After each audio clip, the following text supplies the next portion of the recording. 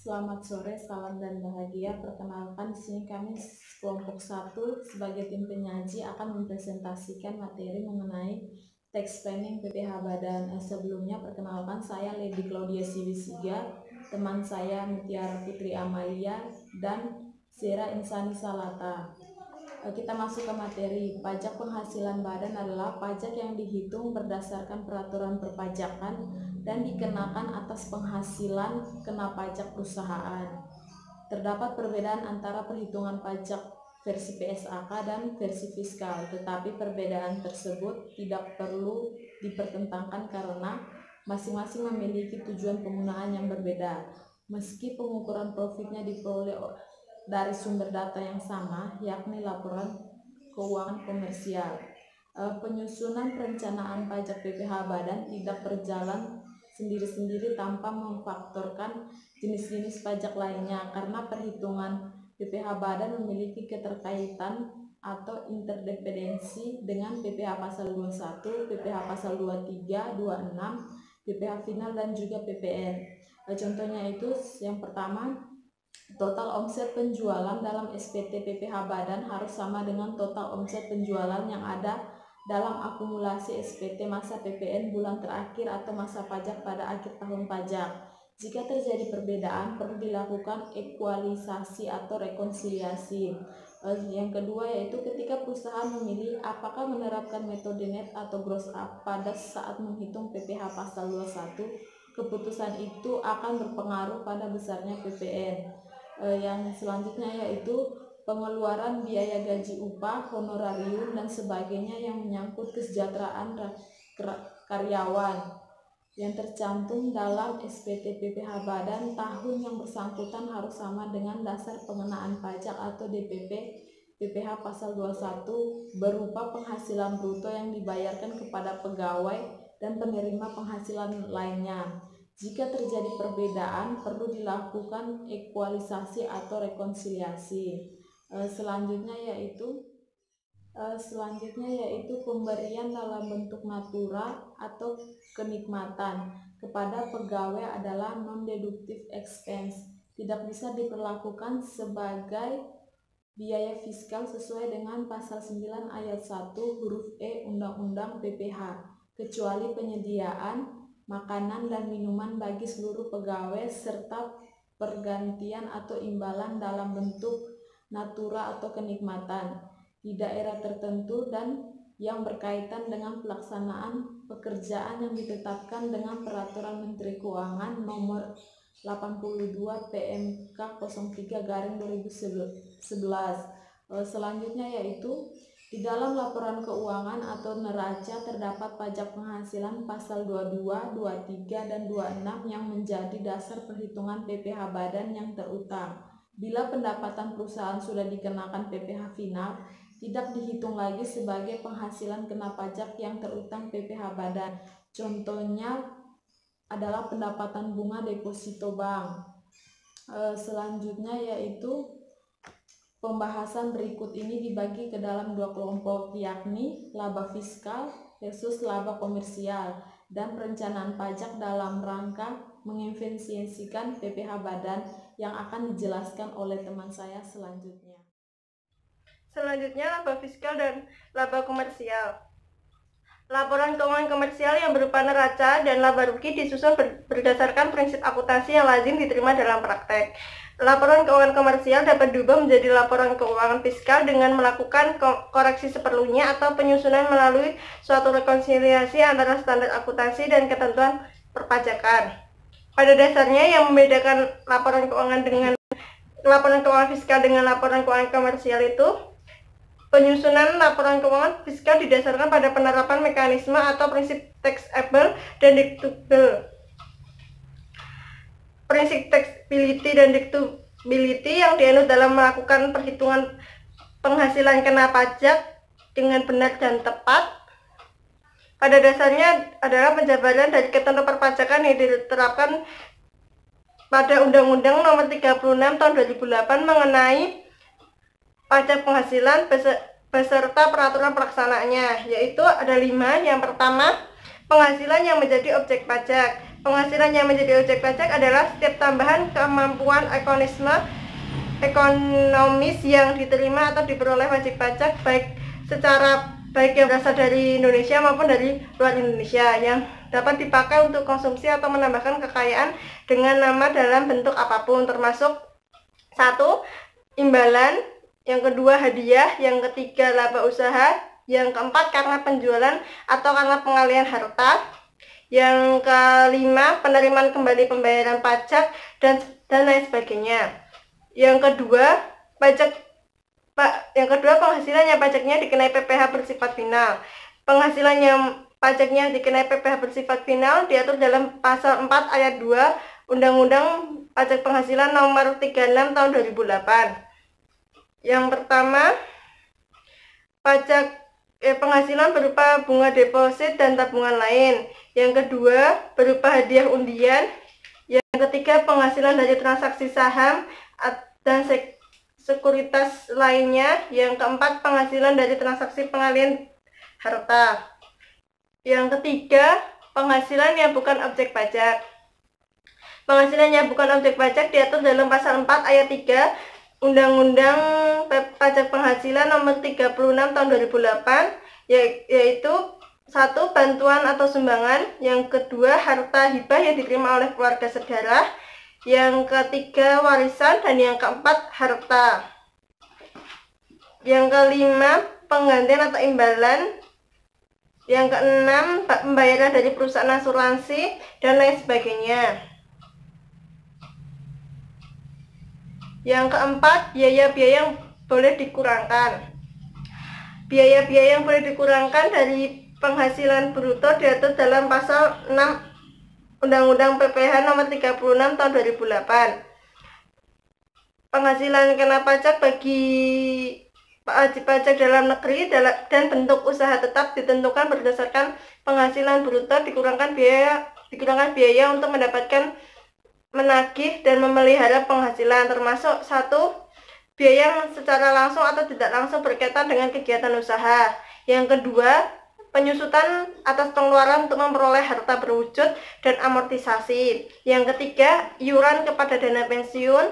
Yang keempat, kerugian karena penjualan atau pengalihan harta. Yang kelima, kerugian selisih kurs mata uang asing. Yang keenam, penelitian dan pengembangan perusahaan yang dilakukan di Indonesia. Yang keenam, biaya beasiswa, magang dan pelatihan dan lain sebagainya. Yang kelima, biaya yang tidak boleh dikurangkan. Biaya yang tidak boleh dikurangkan dari penghasilan bruto diatur dalam pasal 9 Undang-Undang Pajak Penghasilan nomor 36 tahun 2008 sebagai berikut. Yang pertama, pembagian laba dengan nama dan dalam bentuk apapun seperti dividen. Yang kedua, biaya yang dibebankan atau dikeluarkan untuk kepentingan pribadi. Yang ketiga, pembentukan dan pemupukan dana cadangan. Yang keempat, premi asuransi kesehatan. Yang kelima, penggantian atau imbalan sehubungan dengan pekerjaan atau jasa. Yang ketujuh, jumlah yang melebihi kewajaran dibayarkan kepada pemegang saham. Yang kedelapan, harta yang dihibahkan dan lain sebagainya. Selanjutnya, tax planning dalam rangka mengefisiensikan PPh badan. Strategi yang diuraikan dalam bab terdahulu terkait dengan upaya wajib pajak untuk mengefisiensikan PPh badan dengan penerapan tax planning yang disesuaikan dengan situasi dan kondisi perusahaan. Masing-masing perusahaan mempunyai karakter masalah yang berbeda-beda sesuai nature of business perusahaan tersebut, sehingga dalam melakukan perencanaan pajak kita juga tidak boleh menggeneralisasi permasalahan, tapi fleksibel mengikuti alurnya dengan fokus kepada pencapaian tujuan yang kita inginkan. Yang pertama, beberapa upaya yang dilakukan wajib pajak dalam mengefisiensikan pembayaran PPh badan. Yang pertama, memilih sistem pembukuan yang tepat. Yang pertama dengan menggunakan metode perhitungan penghasilan dan biaya. Menurut Tesel akurat, penghasilan yang diakui pada waktu diperoleh dan biaya diaku pada waktu terutang, jadi tidak tergantung kapan penghasilan itu diterima dan kapan itu dibayar secara tunai.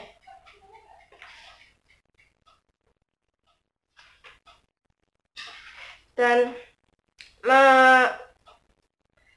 apabila dibandingkan antara stelsel akrual dan stelsel kas menurut versi perpajakan, dalam hal biaya administrasi dan umum pada basis akrual dibebaskan pada timbulnya kewajiban, sedangkan pada basis kas biaya tersebut baru dilaporkan pada saat terjadinya pembayaran. Dari segi strategi perpajakan, lebih menguntungkan memilih basis akrual daripada basis kas.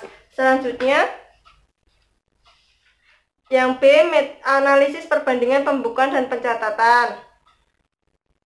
Yaitu, pencatatan itu terdiri atas data yang dikumpulkan secara teratur tentang peredaran atau penerimaan bruto, yang digunakan sebagai dasar untuk menghitung jumlah pajak yang terutang, termasuk penghasilan yang bukan objek pajak dan yang dikenai pajak bersifat final. Sebagai kriteria, yang pertama, bagi wajib pajak orang pribadi melakukan kegiatan usaha pekerjaan bebas, pencatatan meliputi yang pertama peredaran atau penerimaan bruto, yang kedua penerimaan penghasilan lainnya. Yang B, yang kedua, bagi wajib pajak pribadi yang semata-mata menerima penghasilan dari luar usaha dan pekerjaan bebas, pencatatannya hanya mengenai penghasilan bruto, pengurang, dan penghasilan neto yang merupakan objek pajak penghasilan. Yang ketiga, pencatatan meliputi pula penghasilan yang bukan objek pajak dan atau yang dikenai pajak yang bersifat final.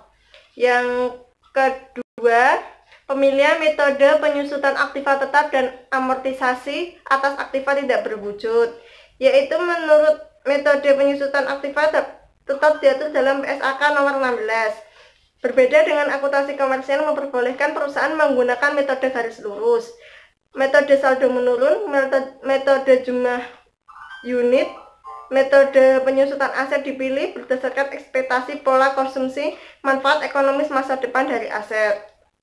Maka tujuan perpajakan perusahaan hanya boleh memilih metode garis lurus atau metode saldo menurun. Masing-masing metode penyusutan tersebut memiliki kelebihan dan kekurangannya, dan pilihan penggunanya tergantung dengan kepentingan pemakainya. Misalnya, untuk kepentingan pemegang saham atau dividen lebih cenderung menggunakan metode penyusutan garis lurus karena akan lebih menguntungkan bagi wajib pajak dari segi laba komersialnya. Sedangkan metode garis lurus, metode saldo menurun, akan menghasilkan beban penyusutan lebih besar pada tahun awal pembelian atau perolehan aktiva tetap, dan kemudian akan makin menurun pada tahun-tahun berikutnya, sehingga perolehan profit pada tahun pertama akan lebih rendah. Selanjutnya akan dijelaskan oleh teman saya. Baik, selanjutnya dalam rangka mengefisiensikan PPh Badan, tax planning yang dilakukan bisa berupa pemilihan pemberian kesejahteraan pada karyawan dalam bentuk natura atau cash, seperti pengobatan atau kesehatan karyawan, pembayaran premi asuransi untuk pegawai, iuran pensiun atau iuran JHT atau THT yang dibayar oleh perusahaan. Bisa juga berupa perumahan untuk karyawan, transportasi untuk karyawan, pakaian seragam untuk karyawan, perjalanan dinas karyawan yang berupa bonus atau pemberian natura di daerah tertentu atau di daerah terpencil. Kemudian untuk perhitungan pajak penghasilannya dianjurkan melakukan langkah-langkah seperti berikut, yaitu pertama, mempelajari permasalahannya secara komprehensif, kemudian mereview keinginan untuk mencapai tujuan perusahaan dengan pengeluaran pajak minimal atau berupa keuntungan bebas pajak melalui tindakan atau persyaratan yang ditentukan. Yang ketiga, bisa mencari data sebanyak mungkin yang berkenaan dengan permasalahan tersebut, dan yang terakhir itu harus teliti dan tentukan fakta-fakta yang relevan, kemudian membuat asumsi-asumsi yang harus disusun dan menentukan peraturan perpajakan yang sesuai dengan situasi tersebut.